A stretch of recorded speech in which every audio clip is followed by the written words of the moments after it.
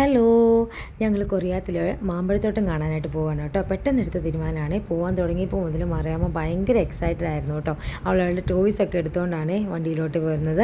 നമ്മൾ ദാൽസൈറ്റിൽ നിന്നാണ് കൊറിയാത്തിലോട്ട് പോകുന്നത്. ഏകദേശം നമുക്ക് ഇവിടുന്ന് ഒരു മണിക്കൂർ യാത്രയുണ്ട് കേട്ടോ.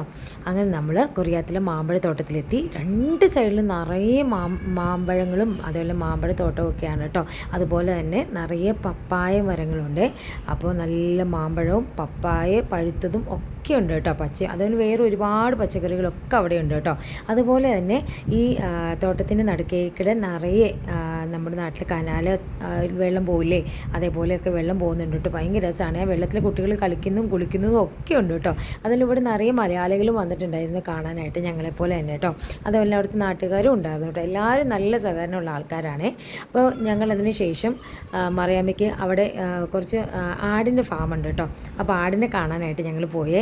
അവിടെ ചെന്നപ്പോഴേക്കും അവിടെ ആടിൻ്റെ കെയർടേക്കറാണെങ്കിൽ അതിന് കുറച്ച് ഫ്രൂട്ട്സ് ഒക്കെ ഇട്ട് കൊടുത്തു ആടിന്. അപ്പോഴത്തേക്കും ആടുകളെല്ലാം കൂടി നമ്മുടെ അടുത്തേക്ക് വന്നു. അപ്പോൾ മറിയാമ്മക്ക് ഒത്തിരി സന്തോഷമായിട്ടോ. ലാസ്റ്റ് മറിയാമ്മനെ ജസ്റ്റ് ഒന്ന് നമ്മൾ വെള്ളത്തിലിറക്കി ഫത്തേര വെച്ച് തിരിച്ചു.